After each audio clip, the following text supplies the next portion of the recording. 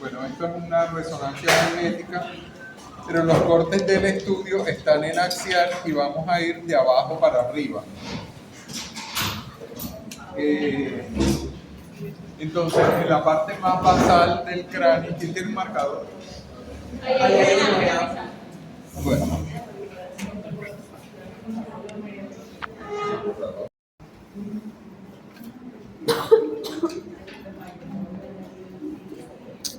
Este es el paciente, ¿cierto? Tiene la nariz un poco mundial.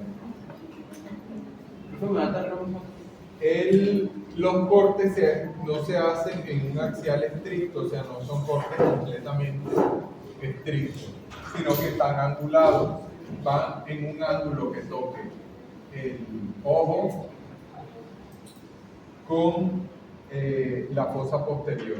Entonces, por eso se ven oblicuados.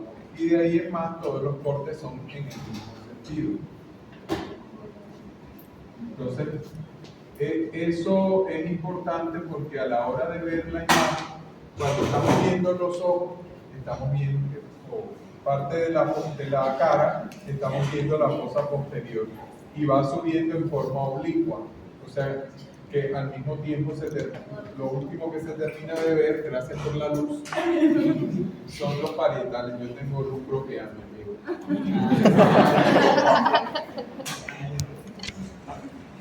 No se veía, profe.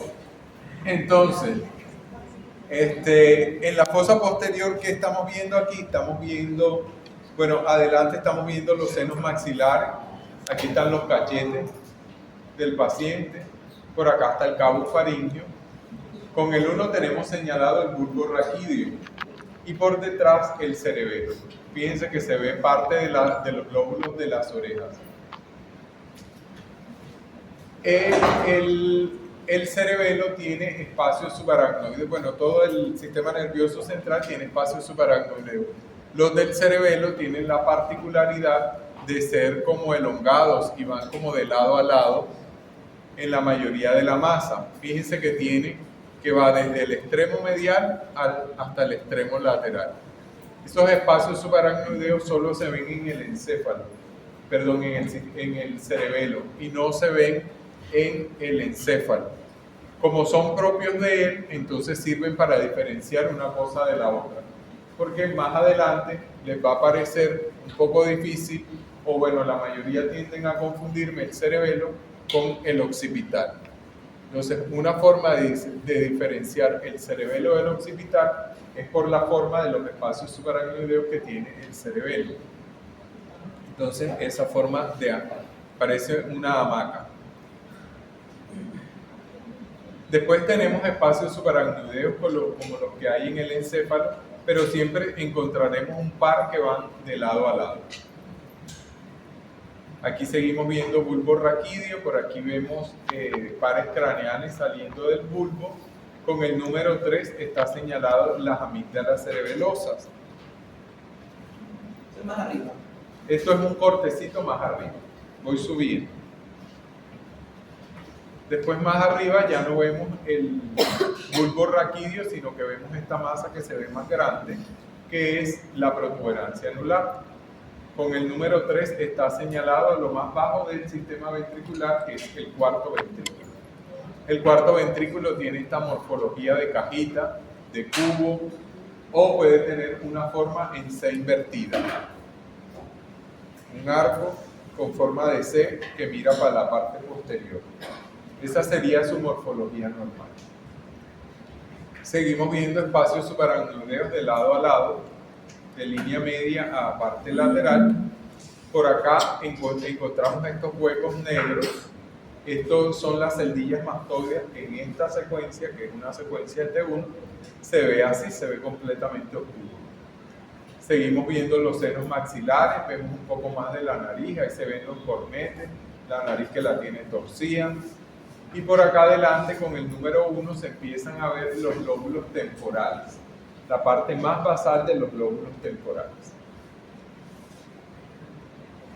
Sigo subiendo, todavía vemos la protuberancia anular con esa forma redonda que parece como una manzana. Por acá atrás tenemos tenemos el acueducto de Silvio, que comunican nuestro sistema ventricular supra e infratentorial. El número 1 está señalando la parte más superior del cerebelo. Ustedes saben que el cerebelo termina como en una puntica, ¿cierto? Que parece una tienda de acampar el cerebelo cuando uno le mira la morfología. Entonces esa punta superior es lo que señala el número 1. Se llama vermis cerebeloso, pero al fin y al cabo es cerebelo. No es importante saber el primer nombre, es cerebelo y ya. ¿Qué es importante? Diferenciarlo del occipital y los temporales que los tenemos al lado.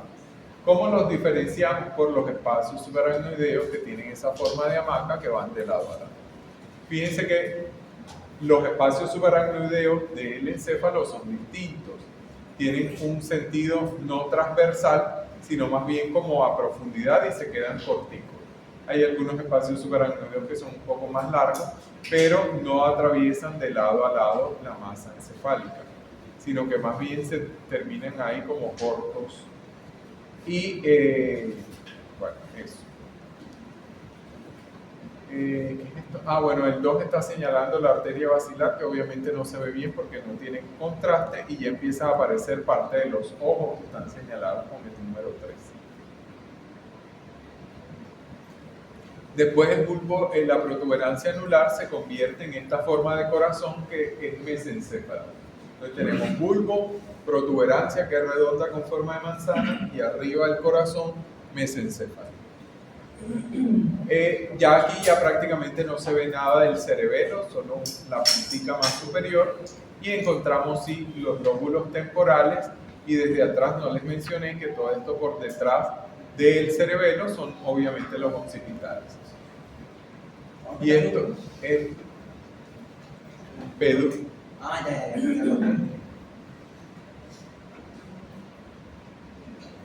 Por acá tenemos también occipitales y todo lo de adelante será temporal. Para este curso, para su formación como médicos generales, yo no les voy a pedir que se aprendan las separaciones de los lóbulos de una forma estricta, con los surcos y las cisuras que hay. Yo mismo no me lo sé. Eso es una cosa del neurólogo, a él es al que le interesa saber cómo se divide perfectamente. Así que nosotros vamos a llamar a las lesiones, vamos a ubicar a las lesiones, en su topografía limítrofe. Si yo les digo dónde está una lesión que está acá en la punta anterior, ustedes me tienen que decir temporal. Si me dicen temporoccipital, está absolutamente bien.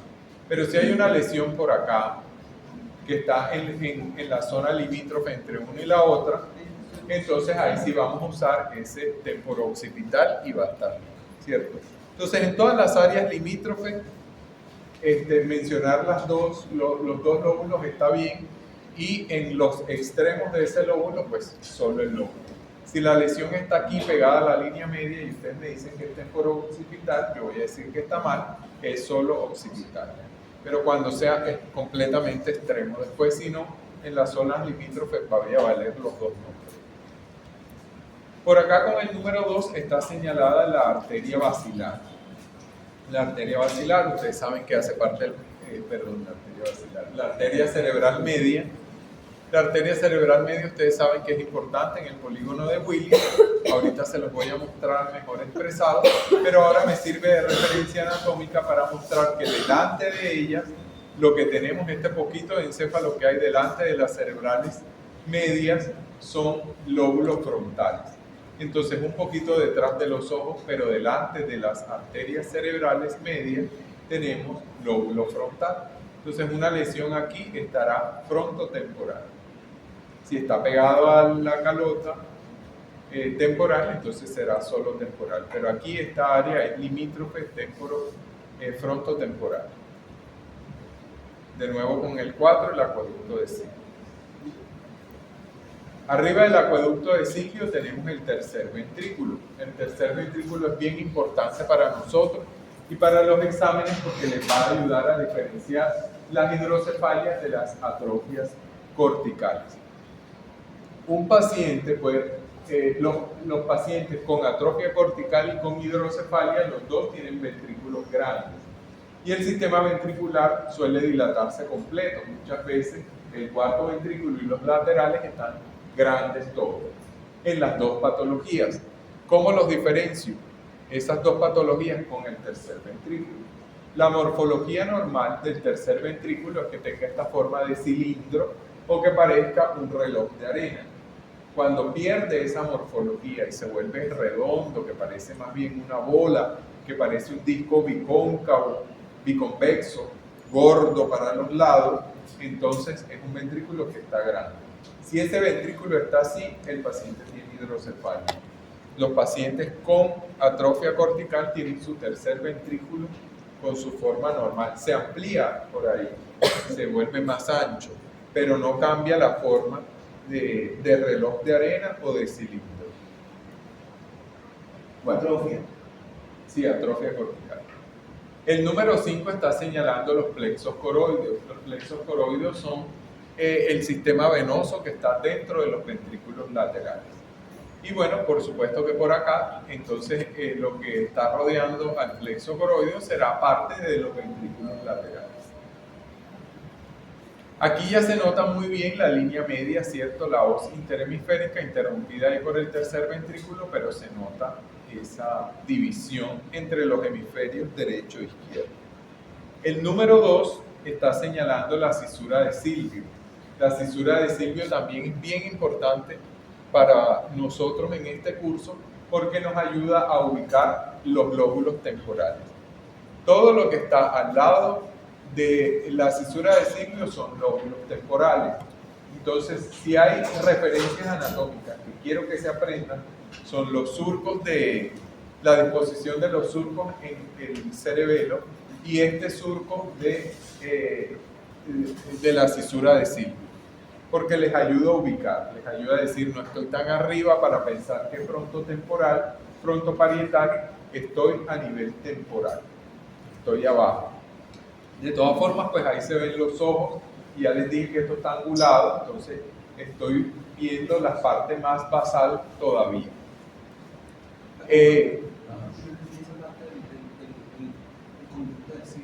Cisura de Silvio. La cisura de Silvio es esa que está señalando el número 2 y es una cisura de referencia anatómica porque nos sirve para ubicar los lóbulos temporales.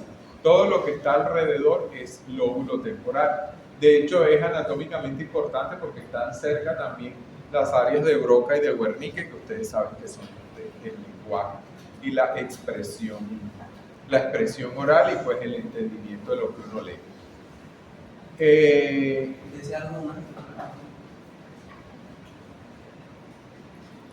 Esa. Por delante de la cisura de Silvio tenemos lóbulos frontales.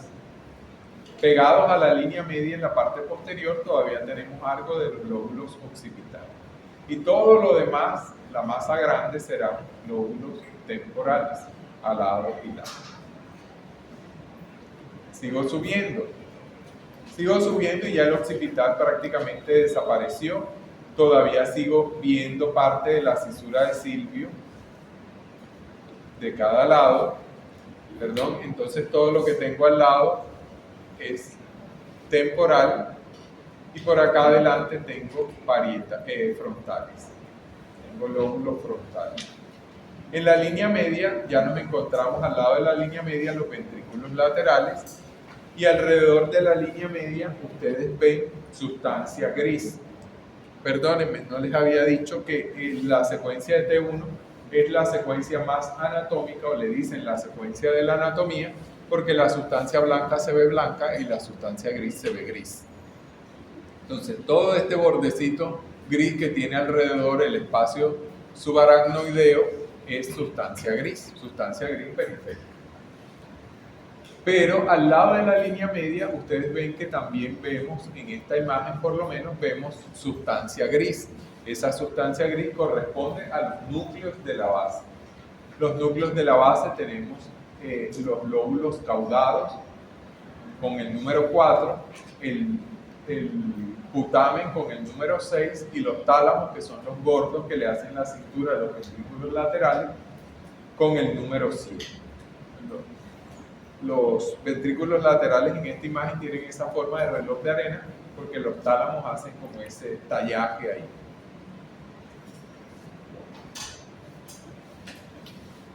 Aquí vemos más ventrículos laterales. Aquí ya no hay nada, se desapareció la cisura de Silvio. Entonces ya a esta altura, sin cisura de Silvio, ya no hay temporales. Entonces todo lo que estamos viendo es frontal por delante y parietal por detrás. Todavía queda un poco de los núcleos caudados alrededor de los ventrículos laterales. Sigo subiendo. Aquí ya no hay ventrículos laterales. Todo lo que tengo es frontal y parietal por detrás. Fíjense que una cosa curiosa del encéfalo y que a uno se le olvida con facilidad es que tenemos espacios subaracnoideos al lado de la línea media. Como el cerebro está dividido en dos hemisferios, también hay espacios subaracnoideos al lado de la línea media. Así que hay hemorragias subaracnoideas que se ven al lado de la línea media, no todas son en la periferia como uno pensaría encontrarla. La hemorragia subaracnoidea también se puede dar en la hoz interhemisférica y eso también es espacio subaracnoideo y también es una pregunta muy frecuente de los exámenes. Que la sangre esté solo en la hoz interhemisférica y no en los espacios subaracnoideos como tal. Bueno, aquí seguimos viendo casi lo mismo, solo frontal y parietal por atrás. Frontal ya muy adelante y parietal casi todo lo que queda por detrás. Ya les dije que las zonas limítrofes valen. Bueno, esta es una imagen en sagital. En la imagen en sagital se nota mejor lo que les decía de la fosa posterior, bulbo raquídeo, protuberancia a lo gordo y el pico del oro que tenemos arriba, el mesencéfalo. Además se nota más la diferencia entre los espacios subaracnoideos del cerebelo y el encéfalo, se ven completamente diferentes. Y el cerebelo tiene esa forma como de abanico de eso, de las viejas del de mano. ¿Y cuál es el oro ahí? El pico del oro. Ah, y el bulbo vendría siendo el buche. Pues esto es la protuberancia. La protuberancia. Y esto es el bulbo. El buche del oro. Y la cola del oro. Bueno, una cosa importante es que el cerebelo, o sea, la fosa posterior en sí y la masa encefálica están separadas por un espacio virtual que se llama la tienda del cerebelo. La tienda del cerebelo, fíjense que acá está muy bien evidenciada con el número 7, es un espacio de líquido que tiene una membranita, ¿no? La tienda es en sí una membrana que separa un lado del otro. Ese espacio es difícil de ver en el axial, pero se ve. Fíjense que acá tenemos una separación del líquido cefalorraquídeo entre lo que me queda de encéfalo y la región occipital. Voy a seguir bajando y aquí ese espacio se perdió, pero noto una división, no sé si es la disposición de los espacios, que se ve dividido un lugar del otro. Eso también es un lugar de la hemorragia subaracnoidea. O sea, hay hemorragia subaracnoidea que solo está en la tienda del cerebelo. Y también es una pregunta de examen que hago con frecuencia, se la confieso, para que después para que lo fijen, lo busquen, lo repasen, porque sale. Y bueno, ya aquí es más evidente la tienda del cerebelo, que sería como el espacio subaracnoideo en el borde que lo está separando de la calota, digamos, en esta parte de las celdillas mastógenas.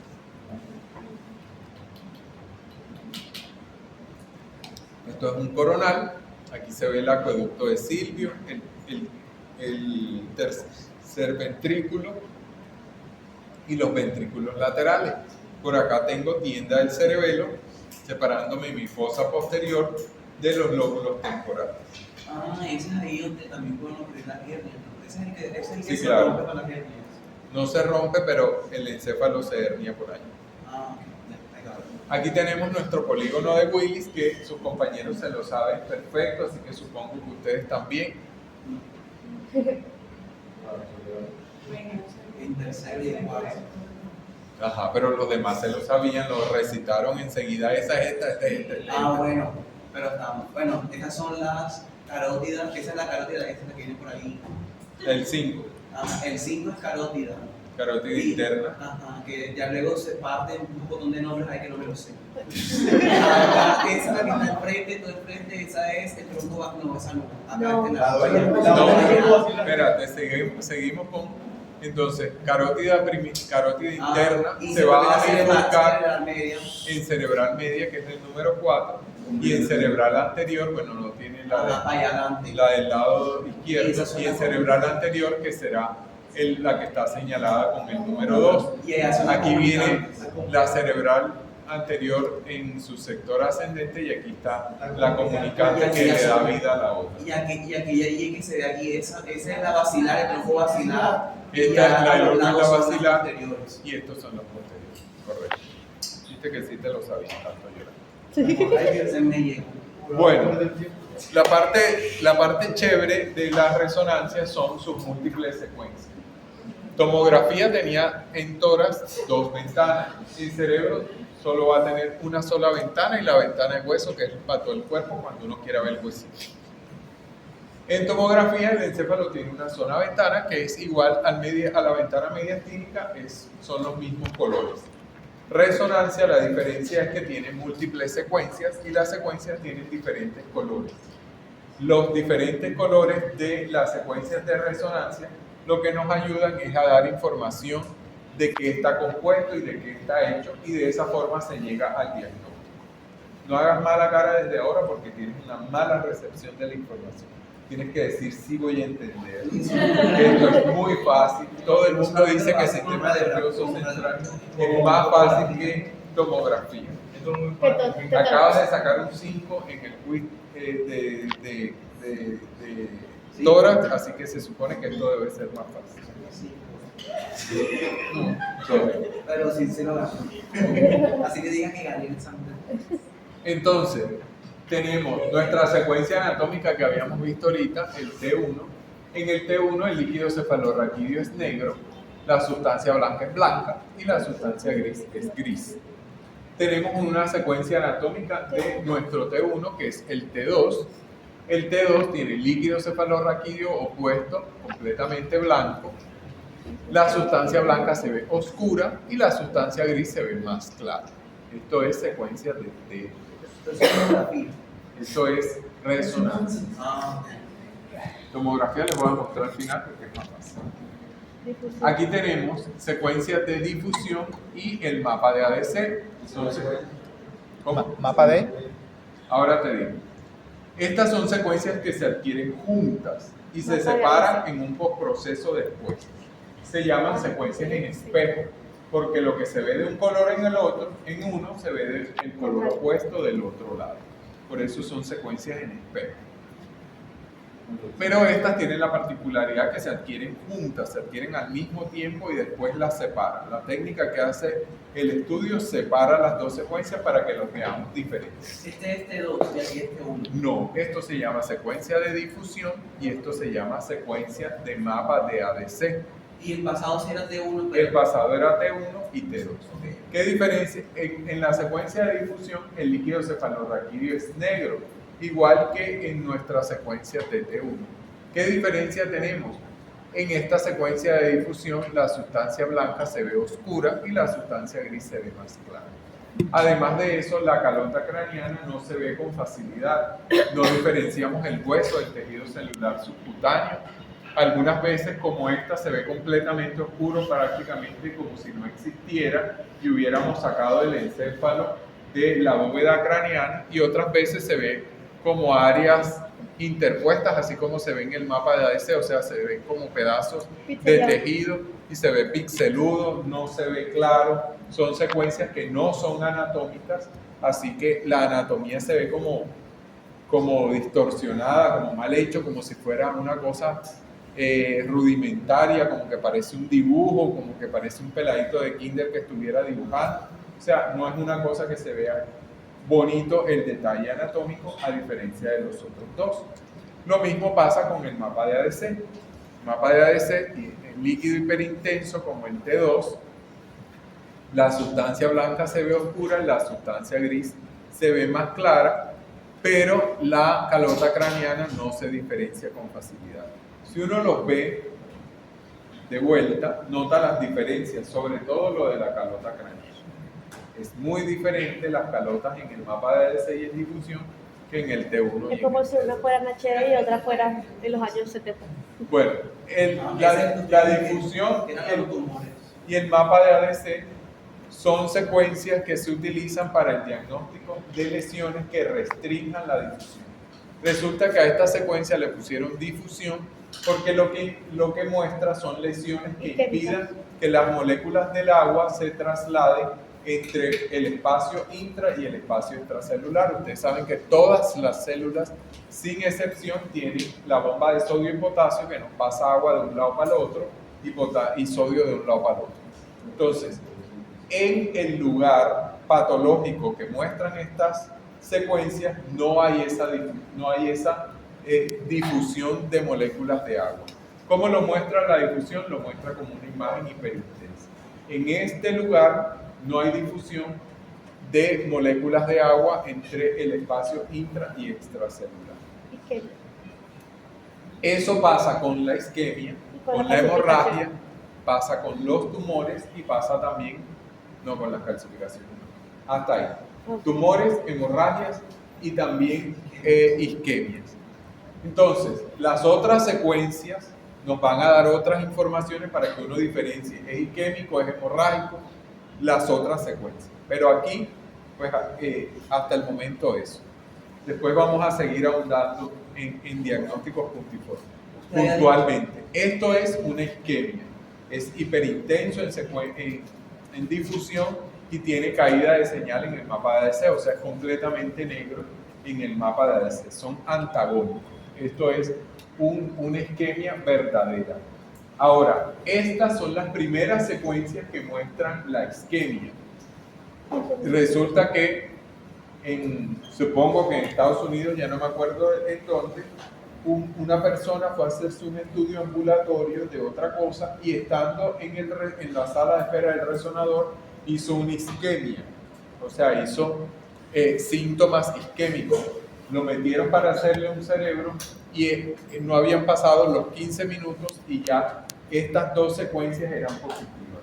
Entonces, ¿qué hace eso? Que la terapia trombolítica sea eficaz y el paciente no tenga ninguna posibilidad de quedar con secuelas.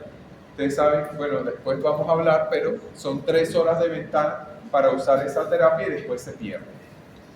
Entonces, esto hace diagnóstico de isquemia 15 minutos después de iniciados los síntomas. Bueno, por acá tenemos otra secuencia. Este sigue siendo el T2 que les mostré ahorita. Y tenemos una secuencia prima del T2 que se llama T2 con apellido T2-GRE o secuencia de EMO. La secuencia T2-GRE es una secuencia diseñada para mostrar la sangre, sobre todo en su estado de hemosiderina, que es el estado de coagulación final que tiene la sangre, que ocurre más o menos al día 14 de haberse derramado. Así como muestra la sangre, muestra también las calcificaciones.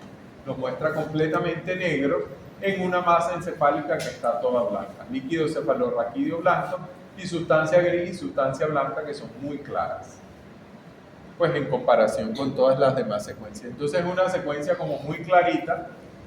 Es el pálido de las secuencias de resonancia, digamos es el albino de este circo y muestra la sangre completamente negra. Muy importante que lo tengan en cuenta. Aquí tenemos el T1 que ya habíamos visto y nuestro T1 con contraste. El contraste en resonancia solo se utiliza en la secuencia de T1, no se utiliza en las demás secuencias. Entonces, contraste solo en el T1. ¿Cómo sé yo que tiene contraste? Porque empiezo a ver culebritas, que realmente son vasos sanguíneos, por supuesto, que se ven hiperintensas. Los ventrículos laterales, los plexos coroideos que les había mencionado antes, toman contraste y se ven hiperintensos. El seno longitudinal, que no se veía ni siquiera en el estudio simple, empieza a verse.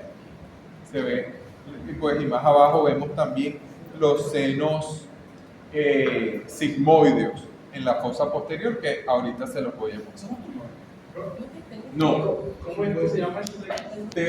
T1, el de mi izquierda, el de su derecha, y T1 con gadolinio, la secuencia que tenemos. O T1 con contraste. Me tienen que decir.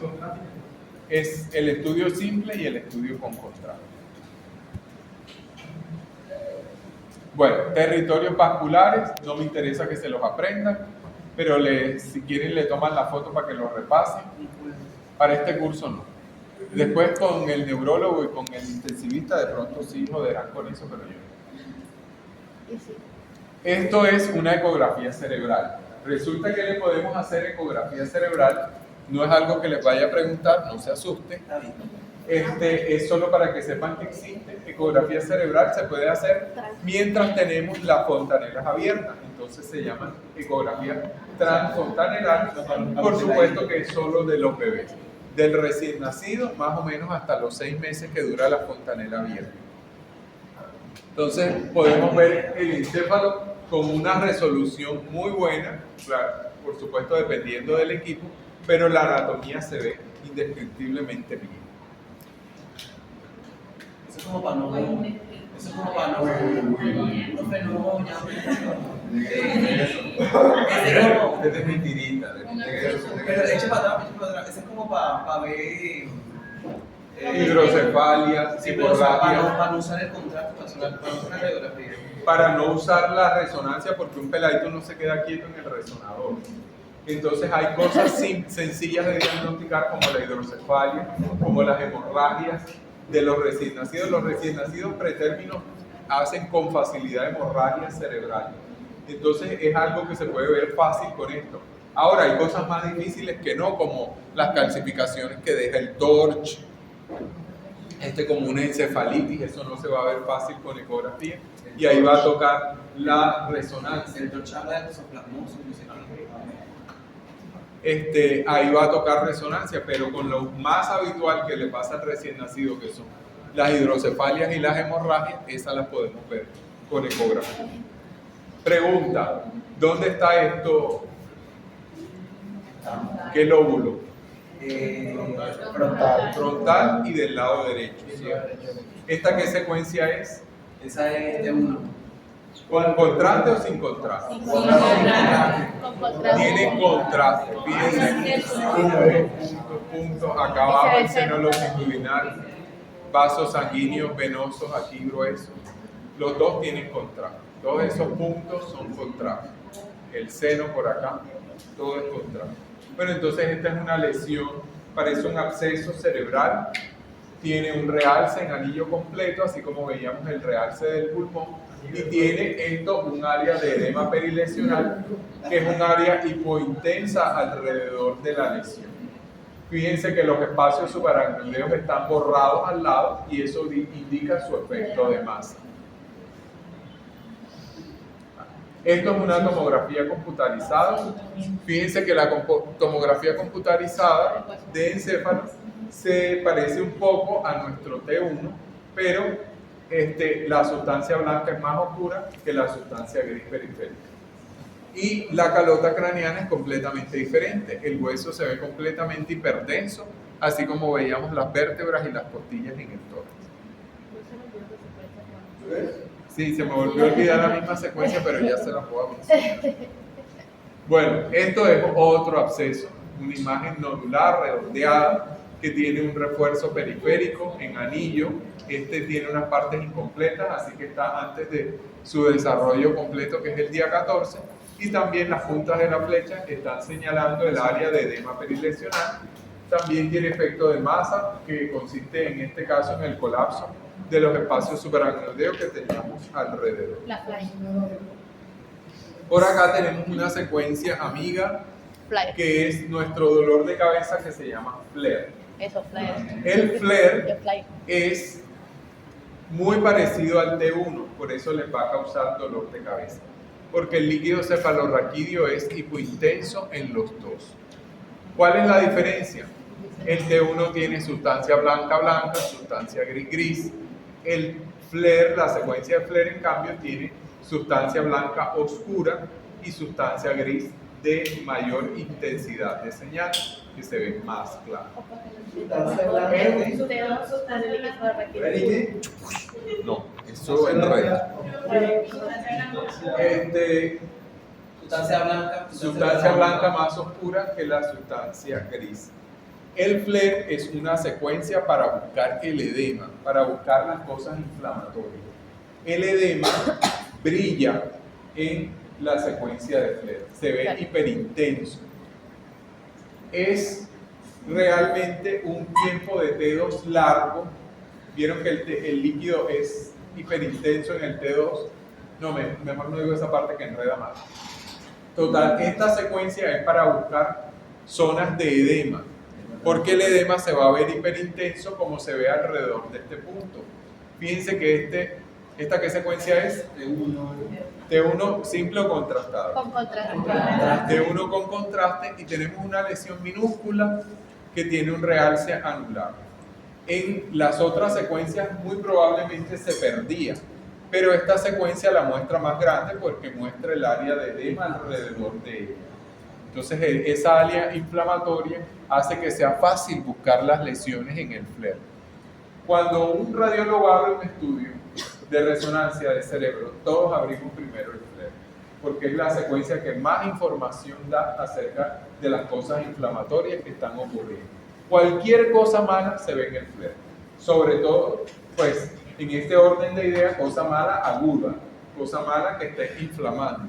Entonces los tumores, las cosas inflamatorias, las cosas infecciosas, los ACV, las hemorragias, todas van a verse en el FLAIR porque por lo menos van a tener un área de edema alrededor que esté brillando. Y las otras secuencias, sobre todo el T1, las tiende a esconder.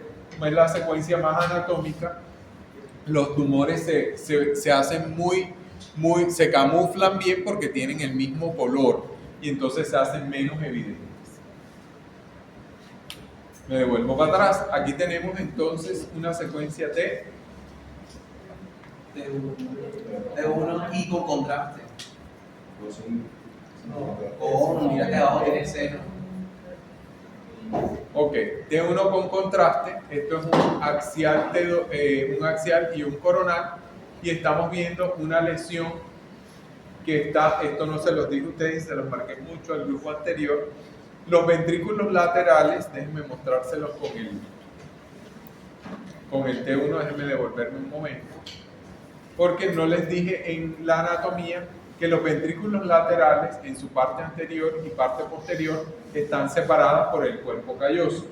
El cuerpo calloso es la única estructura que atraviesa la línea media y va de lado a lado. Entonces, la parte anterior del cuerpo calloso es su rodilla y la parte posterior es el esplenio. Ustedes ya saben que, por supuesto, el cuerpo calloso se ve más lindo en la imagen sagital, donde se ve completo. Pero en la imagen axial, que va a ser la de todos los parciales, van a tener que identificar al cuerpo calloso por su ubicación entre los ventrículos laterales. Este estudio que les estoy mostrando aquí es una lesión que está atravesando la línea media aprovechándose del cuerpo calloso. Esto es un linfoma y por eso el refuerzo tan importante, y está atravesando de lado a lado. La lesión también está reforzando en la parte anterior, que se ve mejor en el coronal. A través del cuerpo calloso. Sí, y lo que infiltre o lo que afecta al cuerpo calloso tiene la posibilidad de atravesar de un lado al otro el encéfalo. Bueno, por acá tenemos ¿qué secuencia es esta? T1 con contraste, tanto en el axial como en la imagen sagital, y lo que tenemos es una masa que ha realzado con el contraste y que también está rodeada de un área de edema perilesional. Esto, fíjense la diferencia del realce con el absceso, que era solo periférico. Esto realzó todo, entonces eso indica que tiene celularidad dentro. Acuérdense que lo que realza es porque está vascularizado. El absceso realza porque hay una reacción rápida de vasos sanguíneos alrededor de la lesión que traen todo ese componente vascular que dejan que se riegue, digamos, los vasos sanguíneos alrededor, intentando detener la progresión del bicho. Pero este realzó completo, es decir, que en el centro tiene células que están vascularizadas. Entonces esto es un tumor, no podría ser un absceso. Bueno, por acá tenemos, así como para que lo vayan viendo, así salen las preguntas en el examen, muchas secuencias juntas para que ustedes tengan toda la información. Entonces, por acá arriba, ¿qué es? Una tomografía computarizada. Fíjense que la calota se ve hiperdensa, cosa que no pasa en nuestro T2, en donde la calota se ve tejido celular subcutáneo, se ve un poco la cortical, se ve la médula ósea, se ve la cortical interna. Entonces hay mucho más detalle anatómico en el T2 de lo que podríamos ver en una tomografía donde pues solo vemos el hueso blanco. Bueno, por acá atrás tenemos una lesión que tiene el mismo color del líquido cefalorraquídeo, entonces es un área líquida. ¿Cómo lo confirmamos? En el T2 GRE que estamos viendo acá se ve líquido también. Y el T2 tiene estos dos puntos negros. Les había dicho que el T2 GRE, que es esta secuencia, muestra muy bien la sangre y también las calcificaciones. Aquí esos dos puntos, si comparo con la tomografía, en la tomografía también se ven hiperdensos, entonces corresponden a calcificación. Entonces tengo un área probablemente secuelar con calcificación. En la secuencia de Flair estoy viendo todo el área de edema. Esto en realidad entonces no corresponde todavía a una secuela en tiempo, sino que es área de líquido y corresponde a un nivel. Y aquí en la secuencia de difusión y en el mapa de ADC vemos que esa lesión tiene un área de restricción a la difusión que tiene caída de señal en el mapa de ADC. Así que ahí está pasando algo malo todavía. O hay un pequeño tumor oculto, o hay un área de isquemia nueva. Ahí hay algo malo todavía. ¿No puede ser una hemorragia? Si fuera una hemorragia, lo hubiera visto negro en el T2 GRE, no lo hubiera visto completamente blanco, pues esa área posterior se hubiera visto por lo menos con pedacitos de negro, que fueran líneas, pero así completamente homogénea. Bueno, ¿esto qué estudio es? Es una computarizada. Una tomografía. Entonces estamos viendo un paciente que tiene absceso en el cerebelo, aquí señalado por la flecha. Fíjense que la tienda del cerebelo se ve amplia. Y por acá en la región frontal y en la región parietal. Los dos están rodeados de áreas de edema que se ven hipodensos a su alrededor y que generan efecto de masa. Fíjense que del lado izquierdo no tenemos espacios subaracnoideos que se ven fácilmente del lado derecho.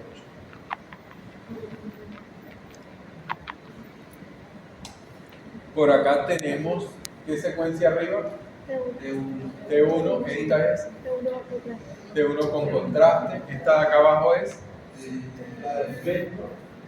No, esa es T2. T2 porque tiene El líquido cefalorraquídeo blanco. ¿Este qué secuencia es? Ese es el ABC. La otra, la difusión. Difusión. La difusión no se ve la calota, el líquido es completamente negro. Y todas las demás son T1 con contraste. Esto es una toxoplasmosis cerebral, una imagen que me encanta poner en los exámenes. Es un pequeño absceso. Vamos a tener una clase de infecciosa, vamos a tener una clase de hemorragia, vamos a tener una clase de isquemia. Entonces son cosas que vamos a ver en detalle más adelante. Por acá tenemos una encefalitis viral. ¿Qué secuencias son estas dos de arriba? T1.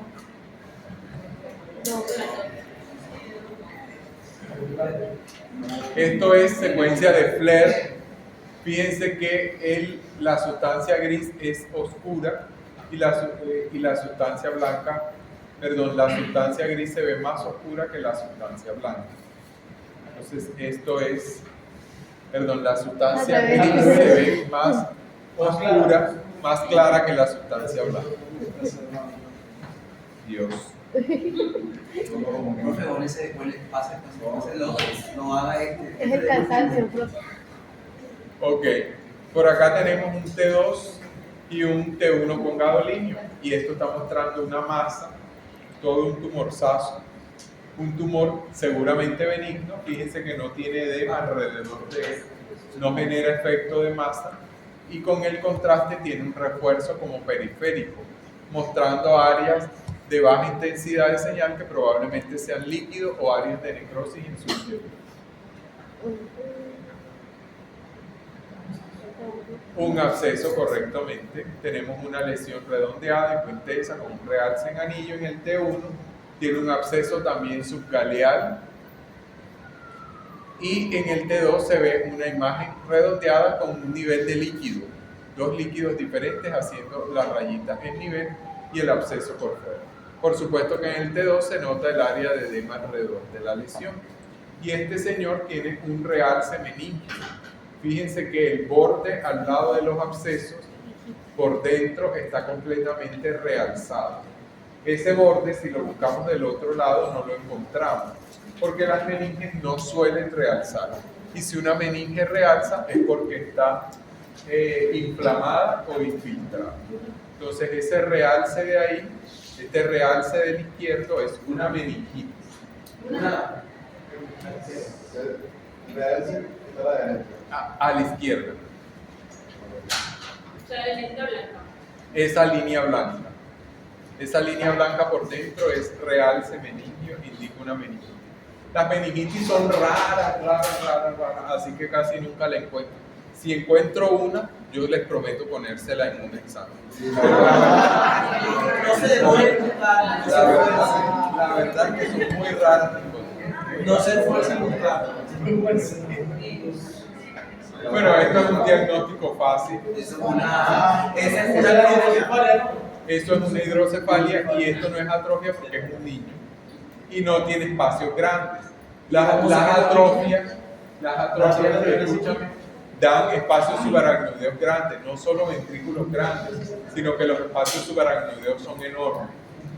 ¿Por qué sabemos que es un niño? Porque los espacios subaracnoideos son muy chiquititos. Y además, bueno, tiene un tumor que solo se da en la infancia, que es este tumor de la fosa posterior. Fíjense que comprime al cuarto ventrículo y le cambió la forma. Habíamos dicho que la forma normal del cuarto ventrículo es que tuviera una forma de cuadrado o que pareciera una C invertida. Esto, que ya es una coma y no una C, además incompleto, es un ventrículo que está aplastado por la masa. Entonces genera, por supuesto, que el líquido cefalorraquídeo no fluya con la misma facilidad de siempre, y eso es lo que está generando la hidrocefalia supratentorial. Aquí tenemos otro niño con hidrocefalia, pero este tiene una masa de los plexos coroideos que se llama papiloma de los plexos coroideos, que es un tumor benigno, y es el que genera pues la cantidad de líquido ahí.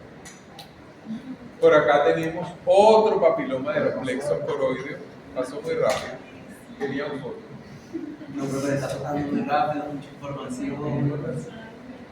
Tenemos cargado de tórax. Aquí yo pensando que es la ventana mediastínica. Se parecen, son casi iguales. El timón. Aquí tenemos otro papiloma. Esto es solo para mencionarles patología, pero ya vamos a tener una clase específica de tumores. Katia nos va a hacer exponer tumores, mejor dicho, todos los que hay habidos y por haber. Así que no se preocupen. Listo, hemos terminado.